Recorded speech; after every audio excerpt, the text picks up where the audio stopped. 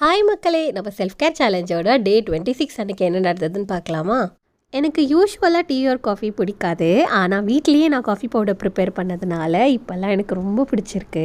Walk போயிட்டு வீட்டுக்கு வந்ததோ கௌதம்க்கு பாஸ்தா சாப்பிட்ணும் போல் இருக்குன்னு சொன்னாங்க. ஸோ ஒய் டு பை அவுட் சைடுன்னு சொல்லி நான் வீட்லேயே ட்ரை பண்ணியிருந்தேன். ஒயிட் பாஸ்தா தான் அன்றைக்கி செஞ்சுருந்தேன். அந்த ரெஸ்டாரண்ட் ஃப்ளேவருக்காக நான் cheese, oregano powder, chilli flakes எல்லாமே போட்டேன். லாஸ்ட் இயர் நான் பண்ண செல்ஃப் கேர் சேலஞ்ச் விட இந்த டைம் ரொம்ப லீனியண்ட்டாகவே இருக்கேன், அது எனக்கவே தெரியுது.